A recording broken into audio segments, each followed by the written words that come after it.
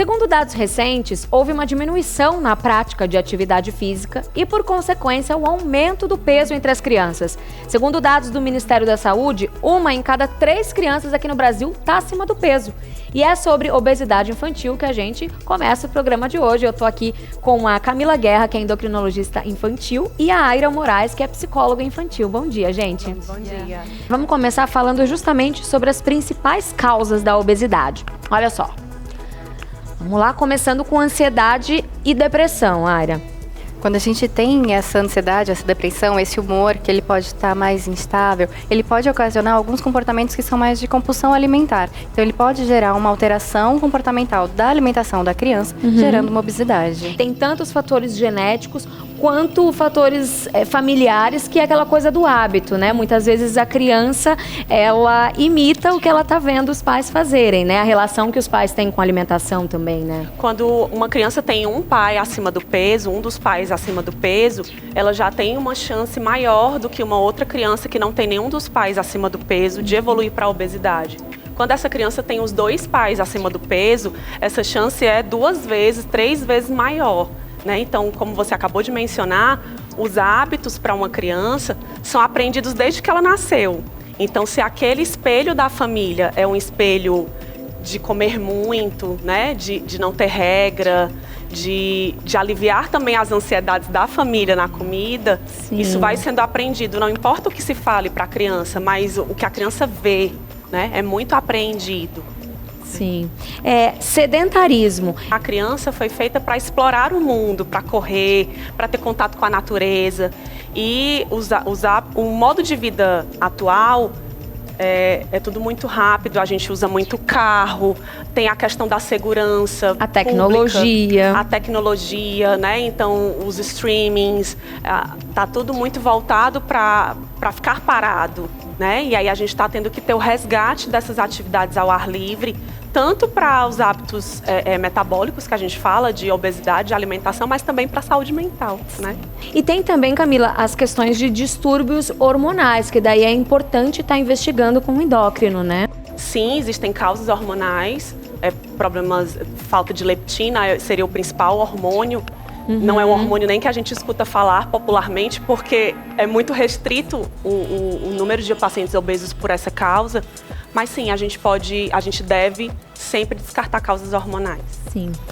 Vamos dar uma olhadinha então e falar um pouco sobre os riscos da obesidade infantil. O que isso pode trazer, tanto a curto quanto a médio e longo prazo, né? Porque as consequências realmente elas perduram, né? As doenças respiratórias.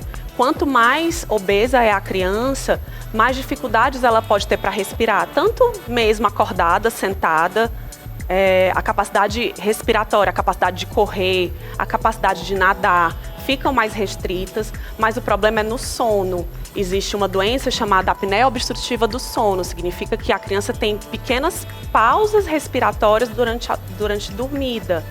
E isso faz com que ela não tenha um sono reparador, isso vai influenciar na saúde mental, na ansiedade, no estresse, no rendimento que essa criança vai ter durante o dia. Irritada, pode né? influenciar no crescimento, né? Pode levar a problemas cardíacos também, quando ela for adulta. Gordura no fígado. Pode ter depósito de gordura não só no fígado, no coração, em outros órgãos, mas o fígado é o primeiro. E aí, isso é bem simples da gente rastrear com um exame de ultrassom. Dores nas articulações, claro, né? Porque o corpo tá com esse peso extra, né? E às vezes essa sobrecarga e essas dores são tão fortes que limita a atividade física. Sim, claro. Ovários micropolicísticos, no caso das meninas. Das meninas, isso. Ovários micropolicísticos também é uma doença de adultas, de mulheres adultas, mas que a gente já está começando a ver na infância, né? Então, o que é? Os ovários, eles, de alguma forma, eles não estão equilibrados e eles passam a produzir quantidades erradas de hormônios. Produz hormônios que era para ter a mais na mulher, eles produzem pouco, e isso diminui a ovulação, ou seja, diminui a fertilidade quando essa menina for adulta. E os hormônios ditos masculinizantes, que a mulher também tem, acabam sendo produzidos em excesso. Isso dá espinha, isso dá inchaço, isso dá excesso de pelos pelo corpo, é bem desagradável. Sim. Infertilidade também a longo prazo pode ser uma consequência de uma obesidade infantil, mesmo se a pessoa emagreceu. Sim, há estudos que dizem que mesmo após a recuperação do peso normal, é possível ainda haver infertilidade. E aí tem a questão do bullying, Aira. Tem até estudos recentes que falam que 40% dos bullying que acontecem, principalmente no colégio, eles vêm por conta dessa obesidade infantil. A gente sabe que tem uma pressão estética muito grande. Sim. E isso começa desde muito cedo. Então, quando a gente pensa na infância, nesse lugar de grande socialização, a autoimagem dessa criança já fica um pouco prejudicada porque ela se reconhece através da forma como os outros a reconhecem. Vamos ver mais riscos que a obesidade infantil pode causar. Vamos lá, Camila. Doenças cardiovasculares. A principal causa de morte dos adultos hoje em dia é doença cardiovascular, né? A beleza hoje de tratar a doença cardiovascular é a gente prevenir. E a gente previne quando previne a obesidade na infância. Diabetes infantil, há alguns anos atrás, era o diabetes genético. Sim. A criança nascia com isso, ela não produz insulina, o tratamento dela era insulina. Hoje a gente vê o diabetes do adulto na criança, que é a criança com excesso de peso, sedentária, maus hábitos alimentares, evoluindo para esse diabetes que é muito mais danoso para o coração. Sim. Colesterol alto também? É o primo irmão do diabetes. Sim. Né? Então, leva ao mesmo risco cardiovascular as doenças do adulto que a gente já previne na infância. Sim. Hipertensão arterial. Também já é uma realidade para as crianças, né? Então, a soma dessas três coisas, diabetes, colesterol e hipertensão, a gente chama de síndrome metabólica. Então, que é uma doença que aumenta o risco cardiovascular, né? E que é a principal causa de morte de adultos hoje em dia. Isso já está tendo em criança. Alterações da puberdade. Ou seja, a criança pode... Isso acelera o início da puberdade? Sim, nas meninas a obesidade costuma antecipar a idade da puberdade. Então aquela menina que teria a primeira regra, a primeira menstruação apenas com 12 anos, 11 anos, começa a ter entre 9 e 10 anos. É um motivo de grande aflição para as mães. Sim. Né? E para os meninos, essa puberdade que é tão aguardada, porque a puberdade no menino traz um estirão, ele começa a crescer, ele fica mais forte, ele muda de voz, isso é muito aguardado psicologicamente pelos meninos, entra na questão da aceitação entre eles, e a obesidade retarda a puberdade dos meninos. Sim. Então essa criança fica deslocada. Vamos entrar agora também nas questões mais emocional e também de cunho social, começando pela baixa autoestima, Aira. Quando a gente fala de autoestima, a gente entende que é um conceito que a gente constrói na nossa relação com o outro. E ela é construída desde muito pequenininho, com a família, com a escola, com os amigos. Então, como a gente falou em relação ao bullying, que tem essa socialização que é prejudicada por causa da autoimagem, existe um estigma muito grande em relação a essa criança que é obesa. Então, ela tem, por não ter tanta mobilidade, ela é excluída nas brincadeiras, ela não é escolhida para alguns jogos, para alguns esportes, ela é vítima de chacota, de brincadeira. Então, ela começa a se isolar muito mais, ela começa a ter uma percepção da autoimagem dela, do autoconceito que ela vai desenvolvendo, de uma forma muito insuficiente e prejudicada de uma maneira geral, bastante negativa. Então a autoestima dela, ela não é tão desenvolvida quanto outras crianças que podem usufruir do desenvolvimento mais normal. Sim. A gente foi conversar com uma nutricionista e ela vai dar algumas dicas de sobremesas que os pais podem fazer, substituindo o açúcar e deixando tudo gostoso, mas saudável. Vamos ver?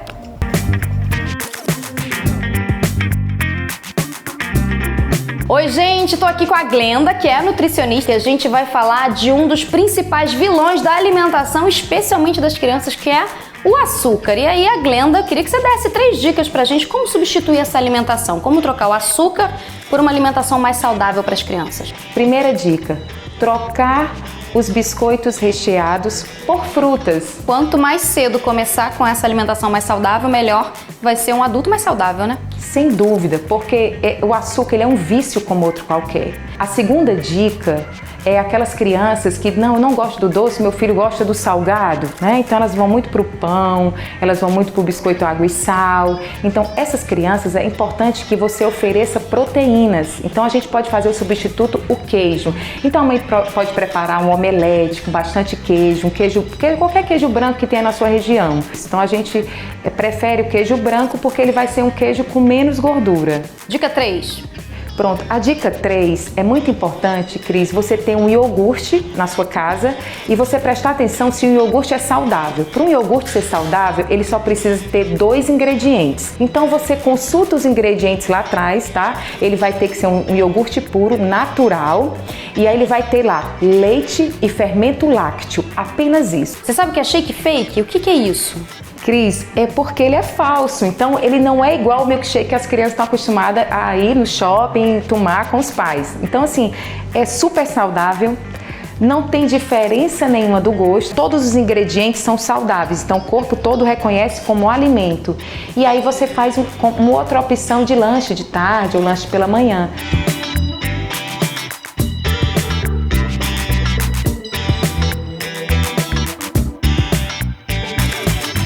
Gente, uma delícia. Uma delícia. Pra mim tá na medida de doce, não precisaria do mel. Então vamos terminar com um brinde, né? Vamos sim.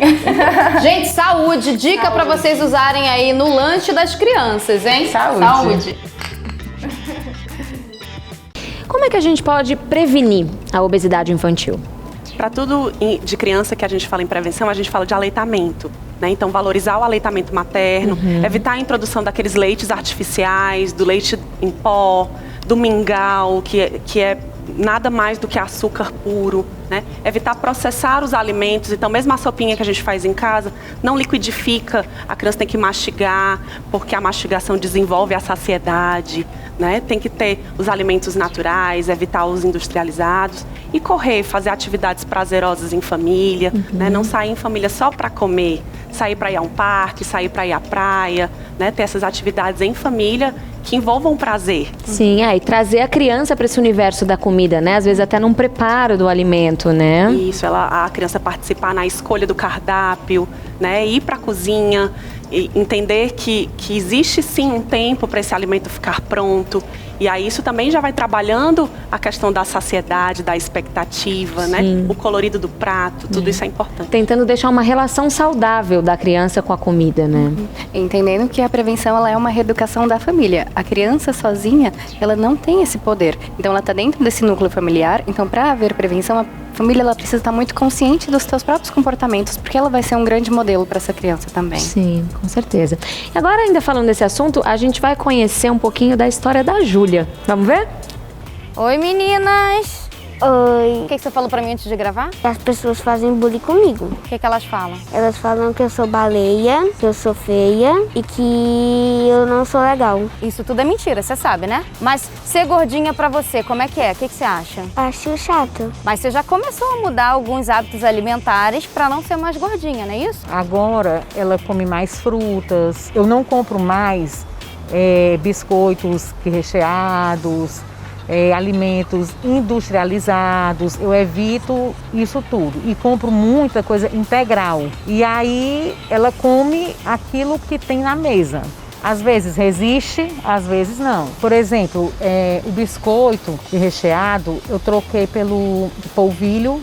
O polvilho integral. Só tinha polvilho integral. Hoje já come, já adora. Iogurte, só tinha uma outra opção. Não queria o natural, agora toma o natural. Hoje ela toma muita água, muito suco, coisa que antes ela não tomava muito refrigerante. E aí ela tá mudando, agora é um processo muito lento. Como é que tá sendo essa mudança, essa adaptação a novos hábitos alimentares pra você? O que você tá achando? Legal. Tá legal? Por quê? Porque eu tô mudando bastante a alimentação. Tô emagrecendo, que cabe uma roupa melhor, dá pra brincar, correr melhor, se levantar melhor, sentar melhor. E é super importante deixar claro aqui para os papais e mamães que estão em casa, que tem algum filho, assim como a Júlia, em obesidade, que o exemplo, como a Vivi está falando, deve vir dos adultos. Porque é essa alimentação regrada que os pais têm que vai justamente estimular as crianças, né? Tem que ter um acompanhamento psicológico, da nutricionista, da endocrinologista, tem que ter todo um acompanhamento, porque se não tiver, não dá certo.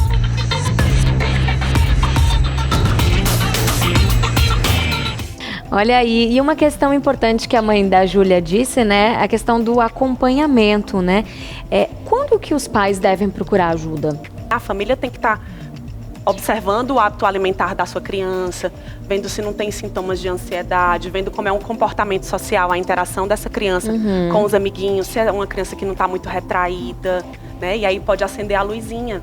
A psicóloga sozinha ela não vai conseguir dar conta, a endocrinologista sozinha não vai conseguir dar conta, então a gente realmente precisa estar entendendo isso como uma equipe para esse bem-estar dessa criança. Sim. E ainda tem a questão do tabu, né, da saúde mental. Então é mais fácil primeiro os pais irem no endócrino e aí assim você encaminhar para um psicólogo. Muitas vezes quando a gente apresenta para a família que a criança precisa de um suporte psicológico, muitas famílias acham que não tem necessidade, acham que a criança não está doente, né? Então tem muito ainda um tabu do psicólogo, mas o psicólogo é fundamental até para empoderar um pouco essa criança, para desenvolver a autonomia dela. Sim, a gente pode, inclusive, ajudar a criança a lidar com a frustração da própria condição, porque é muito difícil, a gente sempre quer objetivos que são a curto prazo, que são imediatos, e o cuidado com a obesidade, ele é a longo prazo, ele não vai aparecer no primeiro mês, no segundo mês, então de preparar essa família e essa criança para isso que são metas a longo prazo, que elas vão sendo construídas. Obrigada, gente.